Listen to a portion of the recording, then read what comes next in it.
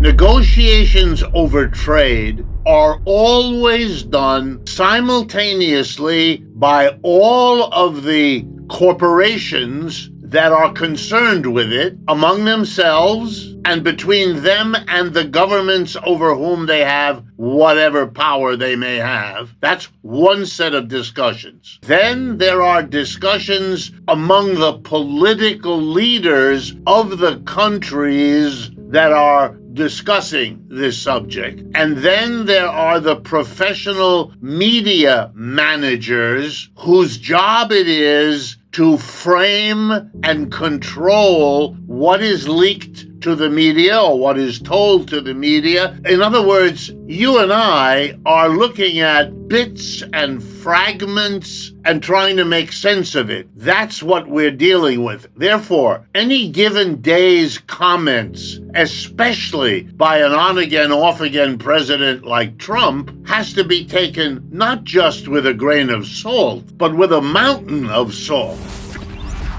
Because it doesn't necessarily mean anything. Why is this important? There are companies who are very eager to have these discussions end in one way. They want no tariffs because, one, they export to China and they don't want the Chinese retaliating. Mr. Trump liked to say, both in his first presidency and now, that trade wars are easy to win and tariff wars likewise. He assumed that the rest of the world would be intimidated and dare not tariff. This is wrong. The rest of the world, led by China, retaliated, immediately went and did it again. So there are American companies directly hurt by the Chinese tariffs imposed in retaliation to the American. And as if to drive the point home even more, they have never raised it as much as the United States. So these companies don't want that. That hurts their business. Now the second issue for these companies. Many of these companies have made huge investments in China over the last 30 to 40 years. I'm talking hundreds of billions of dollars to produce in China for the American market. That's what so many Americans are feeling. The loss of good jobs, manufacturing jobs, unionized jobs, where the factories were closed down in Chicago or Cincinnati or New Jersey and moved to China, right? The whole premise of that, the profitability of that, and remember, these companies borrowed billions from American banks to do this, depends on being able to sell those products made in China by an American company back into the U.S. market. When Mr. Trump puts up tariffs, they can't do that. For those Americans who pay attention, and that's few on this subject, you will note that the United States Chamber of Commerce is against all of these tariffs. Their lobbyists are working night and day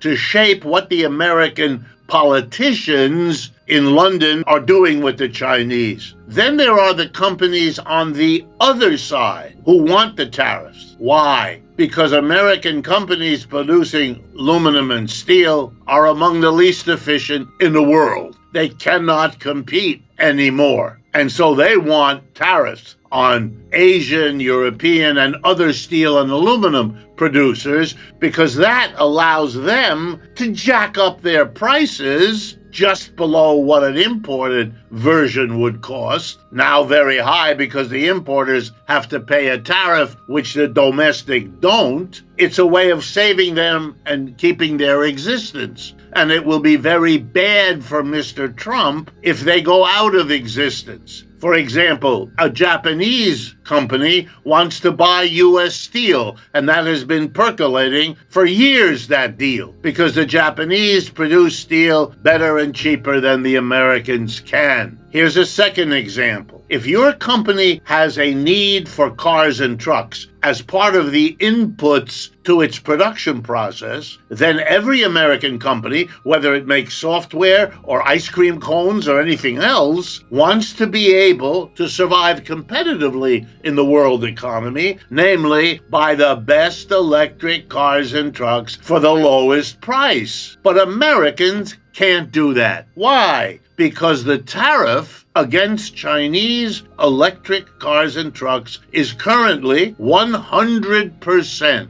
27% of that was put on by Trump in his first administration, and it was raised to 100% by Joe Biden. Okay, every American company, including the many who don't even know what I've just told you, those companies have an interest, and enough of them know about it. Their lobbyists are saying, get rid of that. We want to be able to compete with the ice cream company in Canada or the, what you name it, software plant in Mexico or anywhere else. They buy BYD trucks from China and use them. We can't. We have to pay more for an inferior GM, Ford, Tesla car or truck. This is dangerous for the American economy. Mr. Trump can't say that because if he admits what I've just said, he would then have shown the American people that what he's doing is not about what's good for America. It's making a choice between one group of businesses that are pushing him in one way versus another, and that's what he's actually doing,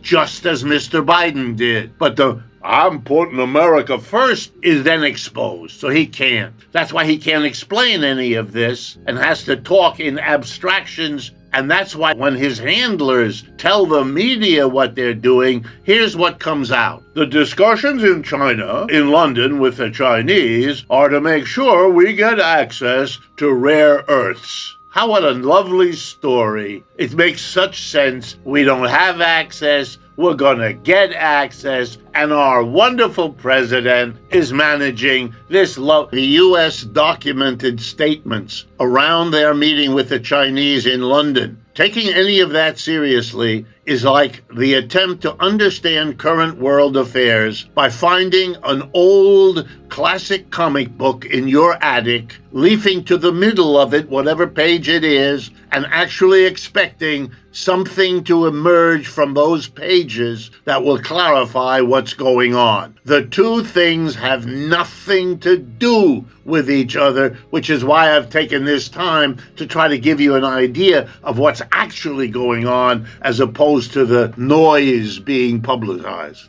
I like Marx's quotation. I think to understand the state as the executive committee gives you a lot of insight into what it does and why it does it. But it leaves open, as Marx elsewhere makes very clear he knew, it leaves open the question, could there be circumstances under which one or another faction of the bourgeoisie is able to capture the executive committee, to make it function not so much in the general interest, as it normally would be expected to do and does, but for a period of time favor one or another group within. It's kind of the same thing that happened if you look at any court of any ancient king. Was the king absolute? Yes. Did he reign over all the nobles? Yes. Did the nobles sometimes, however, conspire in one way or another to undo or to manipulate the king? Well, the answer is we are grateful to William Shakespeare because that's most of what he wrote about. That exact thing happening when one or another duke or earl or somebody else captured the king, became the king himself, all of the usual conspiracies of feudalism. Well, that can happen in capitalism too. And now you can take it another step, which a number of Marxist theorists did, Lenin in some ways, Gramsci in some ways, and others. It's usually a sign of extreme stress in a society when this happens. When one or another part of the bourgeoisie, of the capitalist class, finding itself in desperate circumstances, then they may take the step of seeking to control the executive committee, the state, so it works in their favor, trying to get the other parts to take a back seat. And so these Marxists then took that idea and they began to show, and I would argue, that when you see extreme stresses is when you see the executive committee becoming partisan one way or another. And I don't mean to bring a different subject into us,